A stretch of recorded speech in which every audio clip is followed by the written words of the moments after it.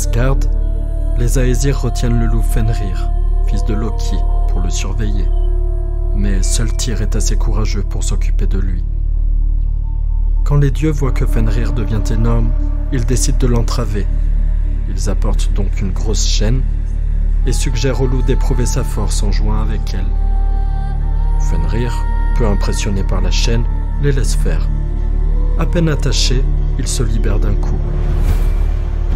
Les dieux se hâtent de forger une autre chaîne, 2 fois plus longue, 2 fois plus solide, et exhortent Fenrir à se laisser attacher une 2e fois, disant que sa force restera gravée dans les mémoires s'il se détache à nouveau. Fenrir, qui aspire à une telle renommée, se laisse faire. Il a un peu plus de mal que la première fois, mais parvient encore à s'échapper. Les Aesir commencent à craindre de ne pas réussir à retenir Fenrir. Ils font mander les nains, qui forgent une entrave appelée Gleipnir.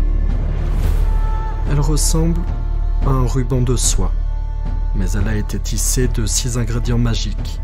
Le bruit de pas d'un chat, la barbe d'une femme, le souffle d'un poisson, les racines d'une montagne, les forces d'un ours et la bave d'un oiseau.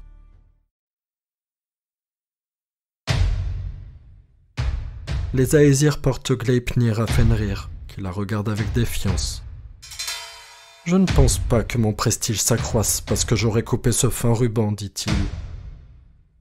Toutefois, s'il est forgé par quelque sortilège, alors, quelle que soit sa finesse, nul ne l'enroulera autour de moi.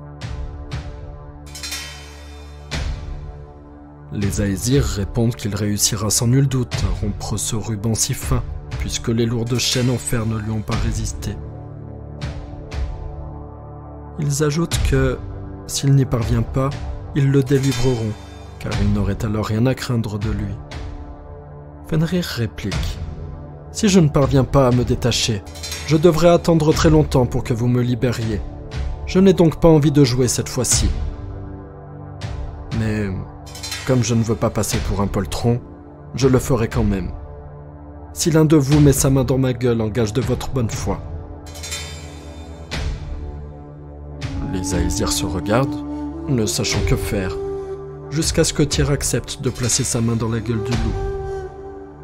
Fenrir accepte alors de se laisser attacher, mais plus il se débat, plus le lien se renforce, et il ne peut s'en dégager.